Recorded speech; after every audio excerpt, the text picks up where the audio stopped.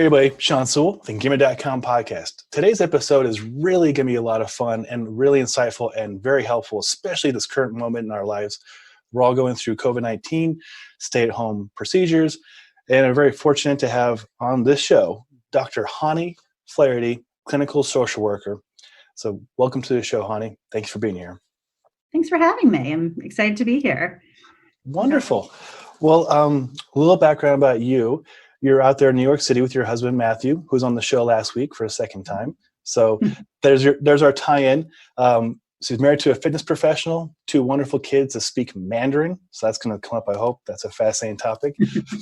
So, and I've had the pleasure, my wife and I have had the pleasure of hanging out with Hanni and Matthew and Steamboat. And so, Hanni, let's talk a little bit about what you do and why you do it. So how did you get into therapy? To helping people? Sure. I think it goes back to regular path in life, went to high school, went to college because it was the right thing to do, didn't really know what I wanted to study. I ended up double majoring in college. I was a dance and psychology major. I believed very strongly in mind-body connection, and I still do. I had planned to go into dance movement therapy. I very quickly realized that wasn't going to be a lucrative career for me, and really just fell in love with social work. I had taken an internship that was social work related and not psychology related, and really just fell in love with the work. Went straight for my master's at NYU and worked right out of my master's in an outpatient mental health clinic specializing in adolescents. Was there for almost 10 years before returning for my PhD, and then taking a bit of a different turn into research and academia, but still doing the work. Fantastic. So what a great, unique, or a nice path to go into doing this. And what was your goal going into therapy? What was the end game? What did you want to do to help people? So when I first started therapy, being a therapist, I really just wanted to help people. And I think adolescence in particular is when we are trying to figure out who we are and who we're going to be as adults. And that felt like the right time to really make the most meaningful change. Mm-hmm. And I did that work for so long, and I really did enjoy it. But I felt there were a lot of gaps in the system, and I felt I can do more good.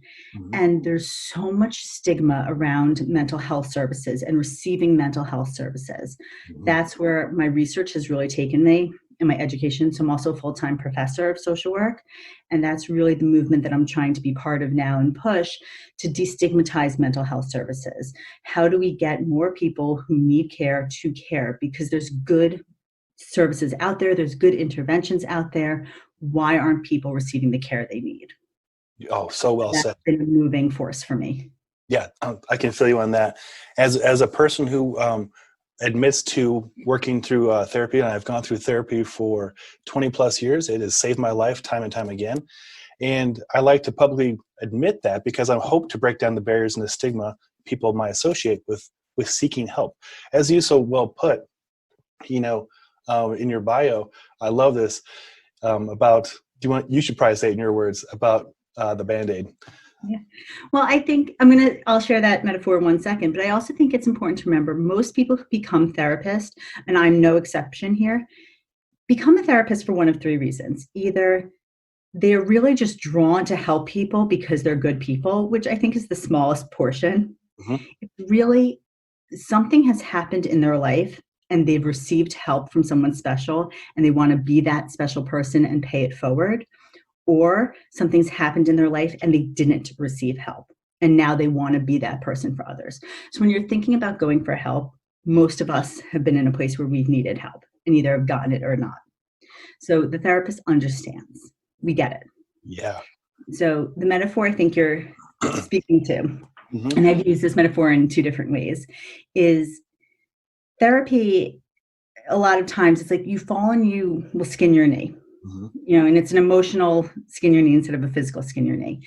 And sometimes a Band-Aid's enough. Whatever you've done in the past is enough. But what happens when that is not enough?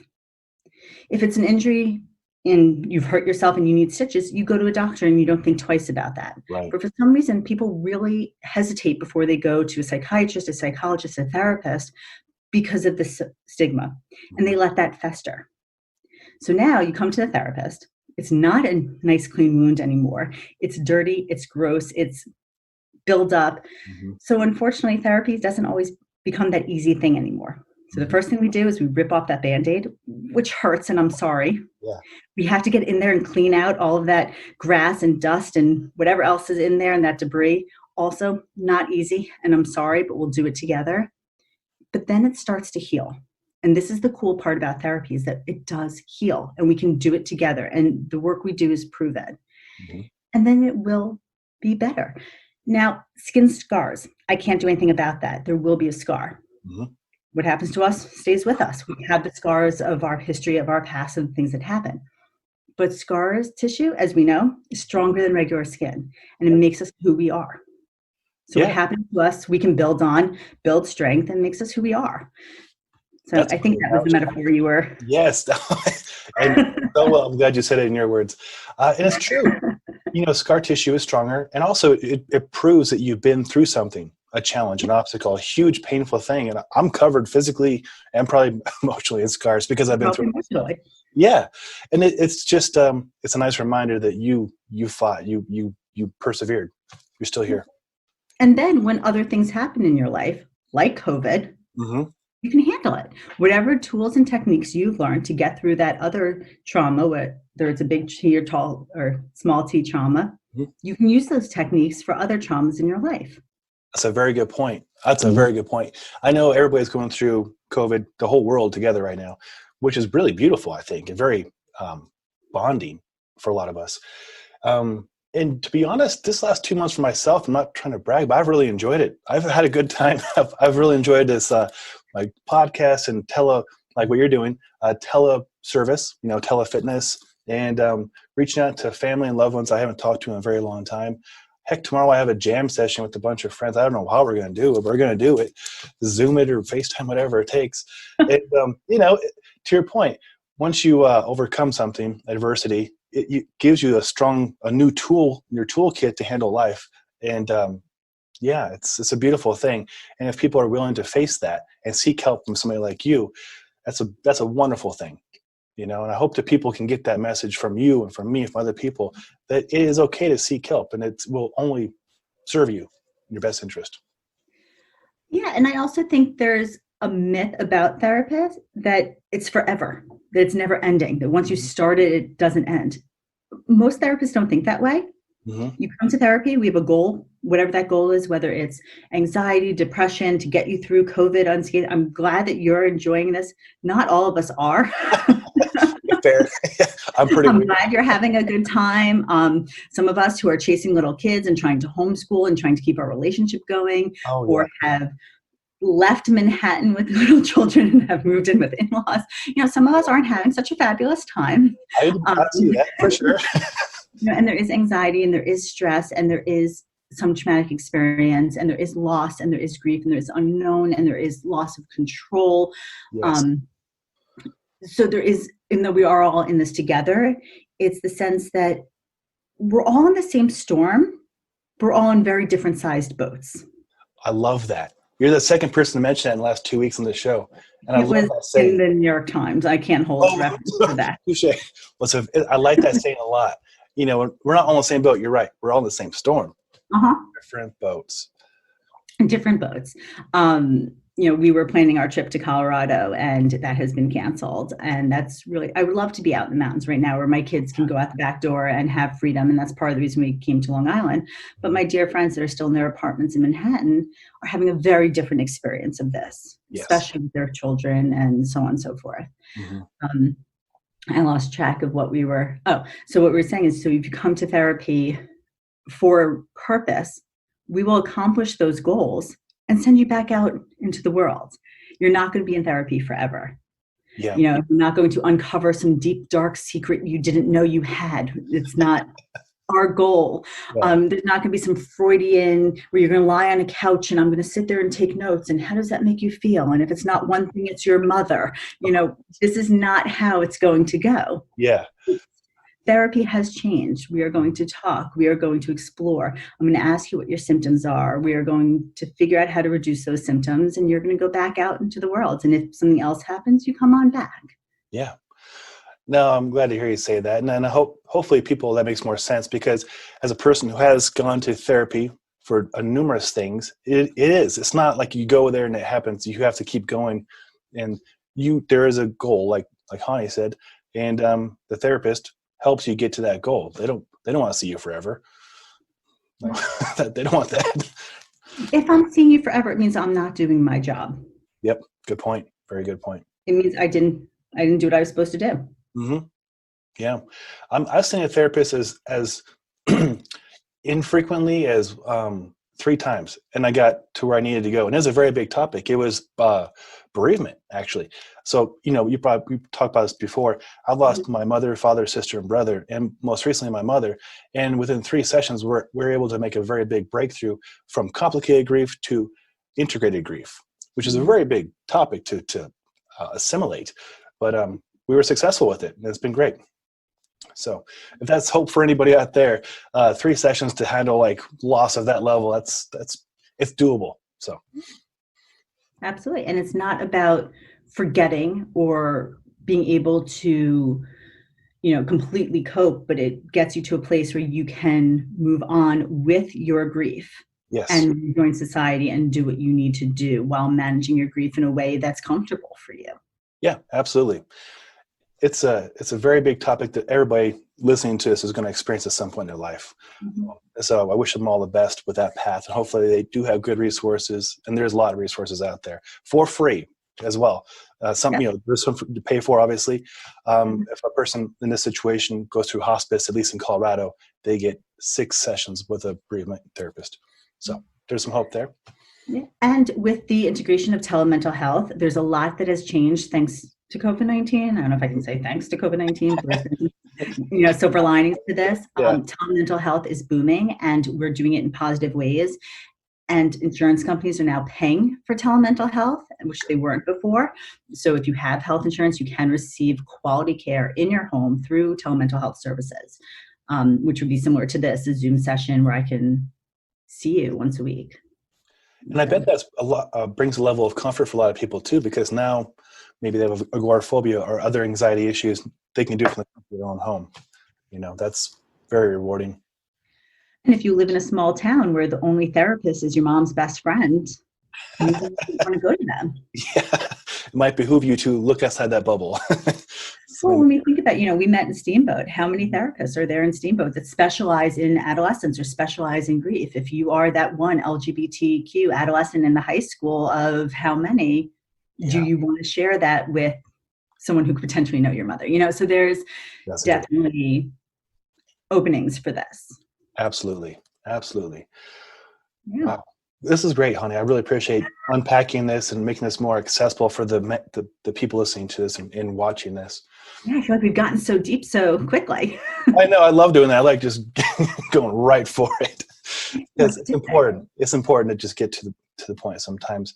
So your background, high-risk behaviors, anxiety, depression. Do you find oftentimes that depression is interwoven with anxiety and or anger? And I'm sorry. I kind of trailed off there for a second. I should have stopped the sentence with that. I know for myself, anxiety and depression wove pretty tightly, but I've seen with other people that I know anger in there as well. So I think, yes, anxiety and depression usually go hand in hand. And I think anger is, I'm going to unpack those two because I think those are 2 separate questions. So yes, anxiety and depression go hand in hand or can be separated. It really depends on the situation and the client. But a lot of people do specialize, and therapists do specialize in both because it is very common for them both to be there. And I think anger is such a fun emotion and such a powerful emotion. Mm-hmm. So if we think of our feelings as if they were colors, right? And we think of the 3 primary colors as our 3 primary feelings: happy, glad, sad. Happy, mad, sad, excuse me. So if happy is yellow, mad is red, sad is blue. And we think of all of the other feelings as some combination of those colors. And we can get as intricate as we want, right? Yeah. But all of our feelings can really come down to whether we're happy, we're mad, or we're sad. A lot of times, if something happens and it's positive, we know we can be happy. But when it's not positive, we don't know if we want to be mad or if we want to be sad about it. And usually sad isn't such a great feeling. So sometimes we lean into mad. It's a more powerful feeling. It gives us more control. We can be angry and scream and yell and punch walls and feel better about that than being sad and crying and not have power. So I think a lot of times we tend to lean towards mad when really we're feeling sad. Wow. That's deep. I like that. So, That was well explained. to think about. What? That was very well explained.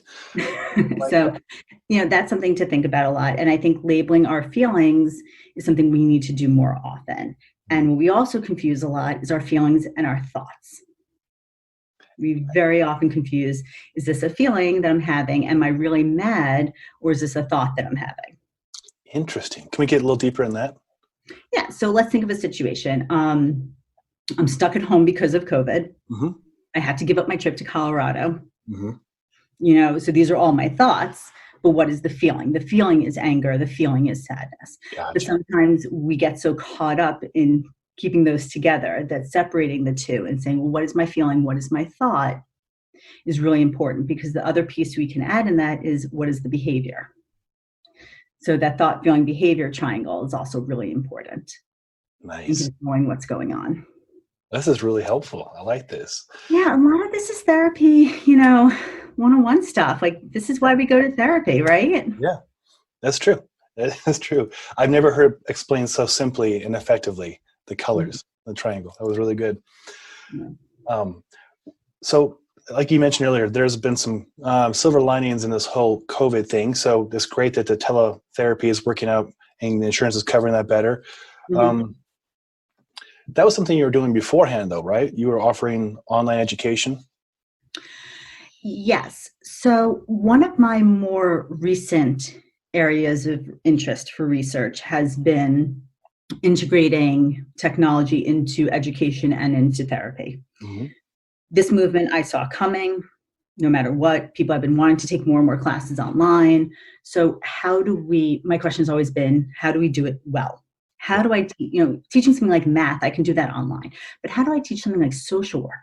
How do I teach empathy, engagement, these concepts in online? Obviously when it comes to asynchronous learning, that's impossible. But I can do it in synchronous learning if I put enough time and energy into it. So we were already starting to do that prior to COVID-19. Now, obviously, it's our only platform for the moment. Wow. Very fortuitous that you were already heading that direction. We saw it coming. A lot of people were already starting to want to take classes online. We have an international platform. I should probably mention I teach at Yeshiva University, Wurzweiler School of Social Work. So we already had a platform. We have students all across the country and internationally. We have a huge population in Israel and in Canada. So we're already trying to figure out how to get that education to them. That makes sense. Yeah. And to try and relate to that too, I talked with Matthew and other people from Strong First and other fitness professionals. How great is it to be able to positively affect somebody outside of our little bubble, outside of NYC, outside of Denver, to go out there to Jerusalem, to go out to Omaha, Nebraska, and positively affect somebody. That's super powerful. Yeah, and that's the other thing is, I came off a meeting earlier this morning where I was in Zoom meeting. One person was in Germany, one was in Israel. I'm trying to remember this. One was in LA, and 3 of us were in New York. Wow. Talking about some new technology we're trying to integrate. It was actually really cool. Voice recognition technology. We're trying to use role plays for education. Really cool stuff. Cool. To teach students how to be therapists. And they're all quarantined. They're all calling from their apartments. We have kids coming in. We have dogs coming in. And it was that idea again that we're all, even though different time zones, different parts of the world, we're all in this together. Yes. We're all in this. We're all doing this. We're all here. And we're working on this project together that's going to possibly change the way we learn. Wow. And it was just like this really great way to say, we're going to help people through this. Mm-hmm. If we can train 20 social workers to be good social workers while this is going on, how many people can those 20 social workers help? Right. Wow. That's really cool. Very powerful. So that's the idea. How do we get help to the people who need it? Yeah. And I can imagine after this resolves, is whatever the new is, there's going to be a lot more people needing a lot more help. And I think that's something to think about. The first wave of this was definitely physical, concerns. How do we keep ourselves safe? Mm-hmm. Now it's emotional. Yeah. And I think we're all feeling it. And we started off by talking about the mind-body connection. Mm-hmm. And that's definitely part of it. We're all feeling cramped. We're all feeling stuck. We're all feeling stuck inside. Now the weather's turning. Everyone's talking about, well, how do I get outside? How do I move? I'm feeling better now that I can go for a run. I'm feeling better now that I can go for a jog. There is that connection Mm-hmm. that, yes, you are actually feeling better because you can go for a run. Mm-hmm. But when is that run not enough? Yeah. And how do you know? That's a great question. With my background, I'm in the mountains 3 days a week at the very least, 2 of which is camping. So really more time in the mountains than almost in the city. And I've been doing it for 10 plus years. And then first week of March, maybe second week of March, not only my 3 main businesses, in-person fitness and coaching, closed down, but then my access to the outdoors closed down too. And I would never have ever guessed, because that was my personal therapy, going to the mountains, using that split board over there and doing all the things, right? But yeah, it's been 2 months, and I've learned to cherish like dog walks, just going like 100 feet that direction. But it's going to be very interesting to see how people come out of this, and hopefully they this gives them context and appreciation for their favorite things, and they don't abuse those things like I probably was abusing the mountains and taking it for granted. And it's nice to have that go without something for a while to appreciate it. But interesting stuff. Is there one emotion or one set of emotions you think most people are feeling besides frustration, anxiety? Do you think there's a bit of grief? Like a lot of people have lost jobs, I know grief is not just for like loss of life. Grief can be for loss of anything. Well, and I think, yes, grieving, but I think it's more than just the grief. I think it's loss of control and loss of identity.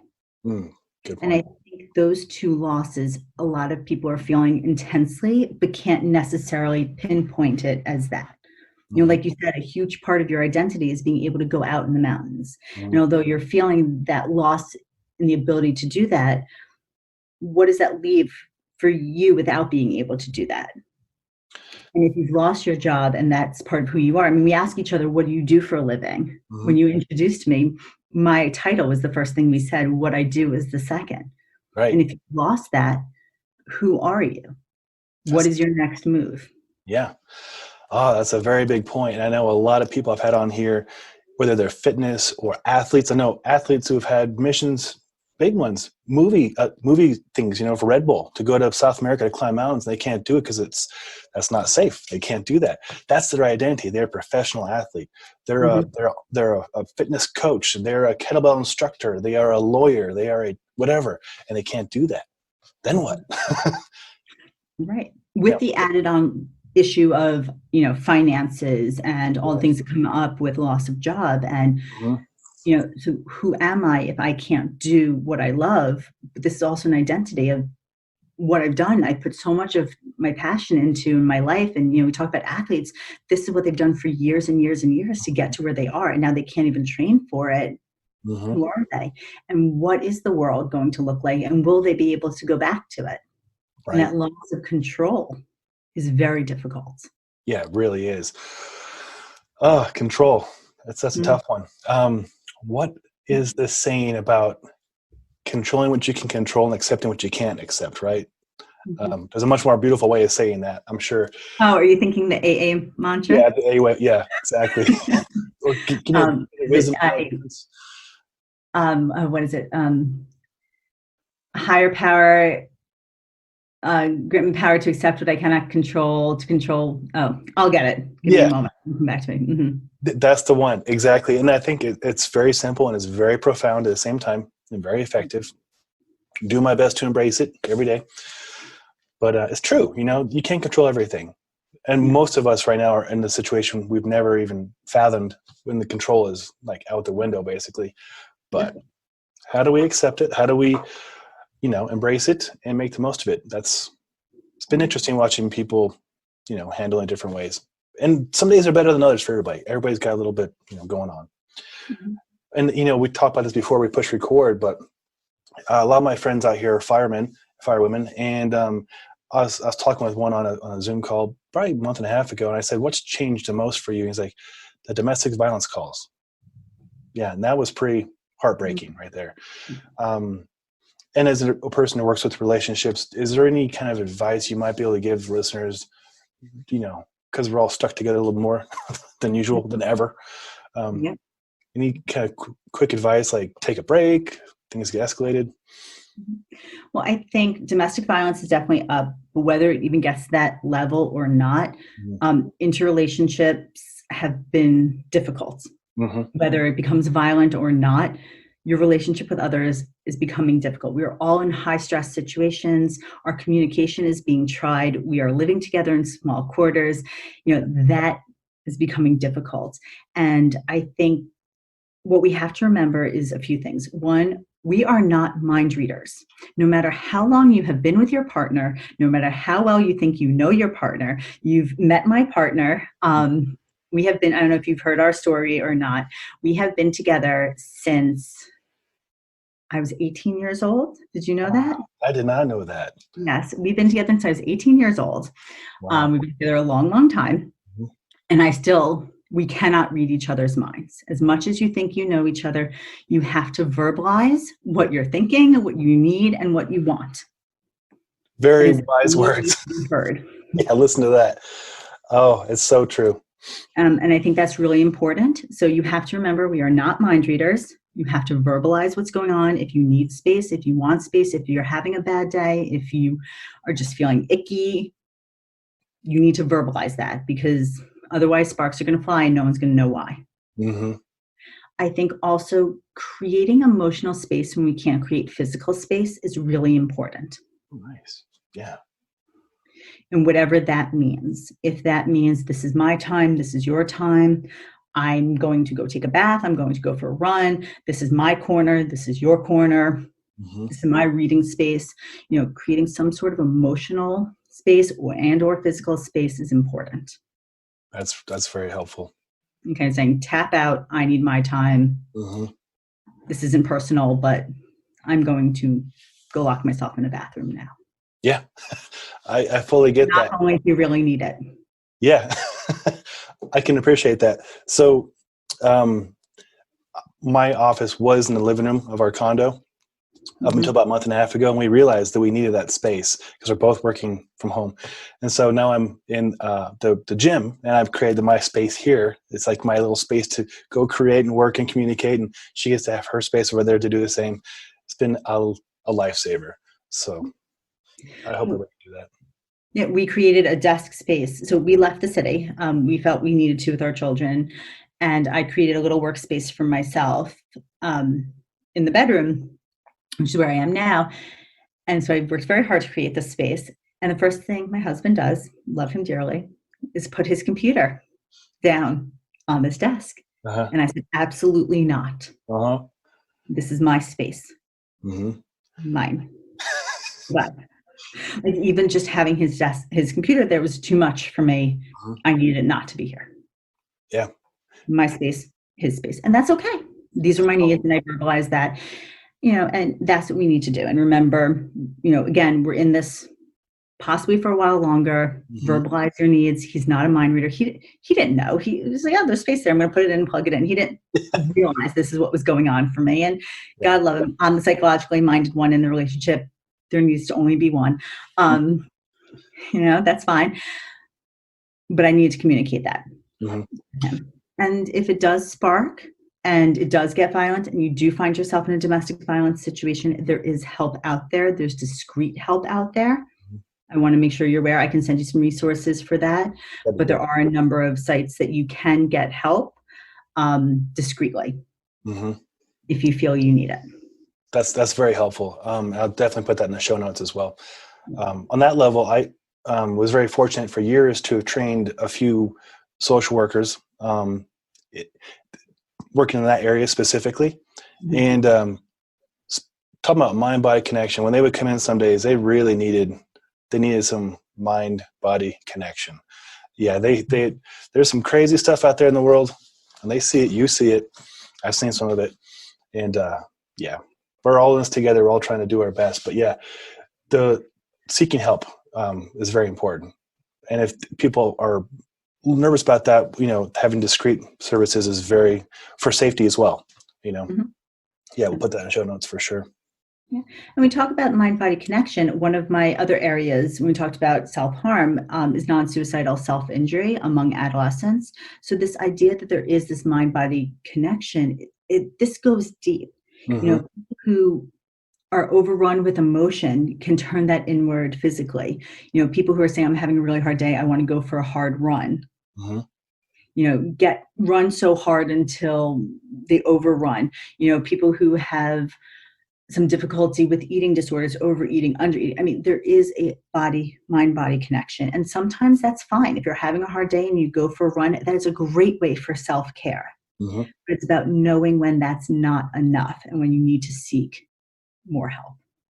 That's a very good point. I think that'll resonate with a lot of listeners because even ones I've had on the show, professional athletes or semi-professional sponsored athletes, when I ask them, why do you run so far? Or why do you crush yourself so much?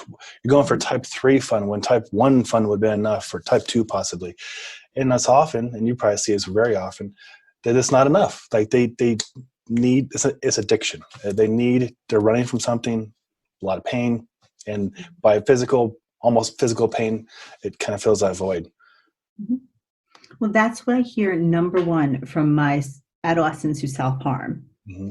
That they self-harm because they are going through some emotional pain and that it doesn't make sense. You can't see that pain. Mm-hmm. So they will harm themselves because then that makes sense. And that pain makes sense to them. Or it's a release. That by harming themselves, they can release that emotional pain through the physical pain. And what we're talking about is no different. Mm-hmm. They're releasing that emotional pain through physical pain. Now, by all means, if it's a little bit of pain, so you want to go run a little bit of pain, mm-hmm. go for it. I had a day with my kids today. I could not tolerate them. I went for a 20-minute run. That was a Band-Aid. Like we said, when is a Band-Aid enough? That Band-Aid was enough. Mm-hmm. But at what point would that Band-Aid really have not been enough? Yeah. And now we're not saying that everyone who's a marathon runner is doing it because of emotional pain. That is not what we're saying here. Exactly. Yeah. And I want to be very clear about that. I'm not saying that every athlete is doing this because of some deep-rooted emotional pain. I am not saying that at all. I think there's many athletes who are very talented in what they do. Like I said, I was a dancer for years. I also was a competitive horseback rider. We'll go down that path another time. They're talented athletes, but there are some mm-hmm. who do this work and push themselves to the edge because of emotional pain. Absolutely. Well stated. Yeah. And that's true. 100% agree with what Hanni said. Not everybody out there doing athletics is this way, but we know several people who do push it. And yeah, that's who we're talking about, to clarify. And clearing their head emotionally will probably make them better athletes. Oh, for sure. Less injured, mm-hmm. clear-headed, mm-hmm. feel better about themselves, accept themselves. Yeah, absolutely. That's very, very helpful. Yeah. Horseback riding. I learned more about horses, and there's two styles of horse riding, yes. Right? There's, you can tell them. I'll mess this up. What are the two styles? This is like a lifetime ago. I feel like I've lived 1,000 lives. Like this was many lives ago. Barrel racing? Were you barrel racing or? No, I was English equestrian jumper. That's the other one. Okay. Yeah, I am on our Engearment. I'm New York, East Coast. You're Colorado, so Wild West, classy. Yeah. I did not say that. Well, I did, but that's my No, how that came up in my vocabulary was my Engearment riders. I'm bad with mirror today. It's over there. I have like 3 or 4 new ones, and they're really like very Western, like full on mud boots, and just these women are badasses, and they're talking in a language I had no idea what they're talking about. This jargon's over my head. It's cool, what people get into. Well, it's a lot of fun. And like I said, again, this is what all led me down my path. Love working with animals. For a while, I thought I was doing, actually did I was part of a study with equine therapy, that's using horses in therapy. One of our dogs, I don't know if Matt mentioned this, we're really into our dogs. We have 2 staffies. Our older girl that's probably around this room somewhere is a registered therapy dog. She sometimes comes to the office with me. Cool. And I don't know if you guys know what a staffy is. Those of you who don't, go look up a picture. They look like little pit bulls. And I think Terrier, really, right? What? Stafford Terrier? English Staffordshire Bull Terrier. You'll have to look up a picture. And I think it helps because when you hear therapy dog, a lot of times you picture little white fluffy things. This is not. This looks like a little mini pit bull. She's black with a little white mark. She's adorable. And I think that sometimes helps when you think of a therapist and you see my little mini pitty, and it just helps a little bit. Oh, dogs always help. And I've met your dogs a few times. You have? Oh, yeah. I met them. I was doing my Strong First SFG with Fabio Zonin was the lead instructor, and Doc Hartle. And then Matthew came by with one of the kids and the 2 dogs, hung out in the gym. And the dogs made the day better for sure. So the well-behaved black dog is my therapy dog. That's my girl Wednesday. She laid down. Yeah. Well, she knows how to behave because she's a therapy dog. The really obnoxious brown and white one with the 2 different color eyes, yeah, that's Pugsley. That's not my therapy dog. So Adam's family, right? Yes. Yeah. Took me a while to figure it out. My Wednesday. Wow, Wednesday. All right. Yeah. So I met your dogs. They're great dogs. They're very, very cute. Well behaved. Yeah, but I think it helps to kind of shed that image of what therapy is and what it can be and all that. Oh, I appreciate that. And, we have 2 dogs as well, and they are like my best friends. They're everything to me. And when my sister was in hospice, my father and my mother, when I would go to visit, I was allowed to bring the dogs. They're very well behaved as well. And let me tell you, dogs bring out the best in a lot of people. Like, they just went in there, and people just more attentive and more receptive and more loving. And our dogs loved it, of course. They get more attention. Dogs, the best thing ever. Yeah, absolutely. Yeah. Well, you've given us a lot to work with here. I'm going to have resources below for those of you who would like to seek more help, whatever that is to you. Dr. Hanni, is there anything else you'd like to leave the listeners with? It's been very, very helpful so far. I hope so. Again, we will get through this. We will get out of this. The world may look different, but change is part of life. Yeah. Get through it by taking it one step at a time, one day. Oh, the Serenity Prayer just popped in my head. God grant me the serenity to accept the things I cannot change, the strength to change the things I can, and the wisdom to know the difference. Was that the one you were thinking That's the of? One. That was the one. Nailed it. Serenity Prayer. So, it comes from an AA mantra. For those of you who don't know AA, it's Alcohol Anonymous. And you can change God with higher power or whatever you like. I did that. That was really cool. But that's kind of the idea. God grant me the strength to accept the things I cannot change the strength to change the things I can, and the wisdom to know the difference. Take every day one step at a time. Do what you can to get through today. Tomorrow will come. Tomorrow will be different, even though it doesn't feel different right now. Yeah. We'll get through this. And, there's no right way to quarantine. I know everyone's being pressured to do it the right way, and whatever that means, we'll get through it. Keep yourself in as best mental health and physical health as you can. Keep your children in as best mental and physical health as you can. Your partners in as best mental and physical health as you can. Express your needs and get help when you need it. And whatever that looks like to you, you can find that. Oh, very well said. No shame in that. No shame. Then hopefully people take that away from this. There's no shame in seeking help. I mean, I wouldn't be here without seeking help. I know a lot of people I care about would not be either. So I wouldn't be here without seeking help. I wouldn't be doing the work that I'm doing. I hope maybe I change your idea of what a therapist looks like or how we talk. But coming into the office when I had an office, have an office that's collecting dust in Midtown.